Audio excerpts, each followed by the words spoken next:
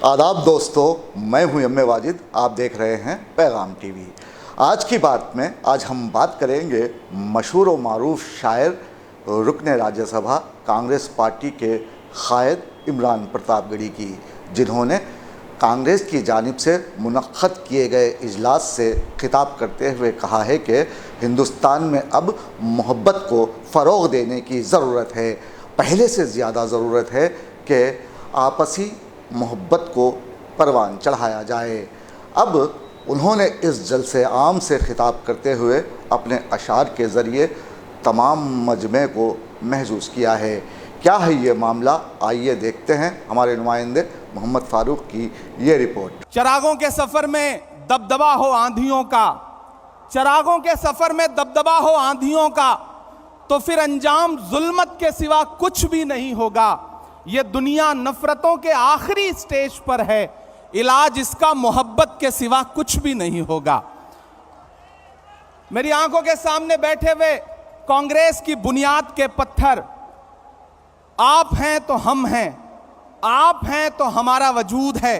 मैं आपसे बस इतना कहना चाहता हूं कि अधिवेशन एक ऐतिहासिक अधिवेशन है जो इस देश की राजनीति के लिए एक नई दिशा और दशा तय करेगा।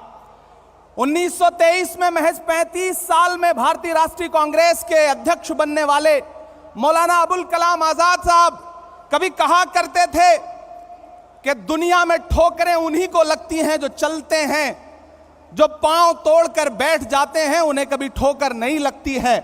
वो कहा करते थे कि सितारे टूट गए हैं लेकिन सूरज तो चमक रहा है, उससे किरण मांग लो और उन अंधेरी राहों में बिछा दो जहां उजालों की सख्त जरूरत है। मुझे फख्र है और मैं सलाम करता हूं अपने नेता राहुल गांधी जी को, जिन्होंने जमाने को दिखा दिया कि चांद में ढलने, सितारों में निकलने के लिए मैं तो सूरज हूं, बुझूंगा भी तो जलने के लिए। मंजिलों तुम ही कुछ आगे की तरफ बढ़ जाओ, रास्ता कम है मेरे पांव को चलने के लिए। मेरे भाई, कन्याकुमारी से कश्मीर तक हिंदुस्तान की सड़कों पर 3,500 किलोमीटर में अपने कदमों की थाप से राहुल गांधी जी ने जो मोहब्बत की नई इबारत लिखी है उसको कागज पर उतारने का काम करेगा यह अधिवेशन। मेरे भाई, जिस सामाजिक न्याय का ख्वाब देखते हुए हमारे पुरखे इस जमीन की खाक में मिल गए, उन ख्वाबों को ताबीर में बदलने का काम करेगा यह महाधिवेशन।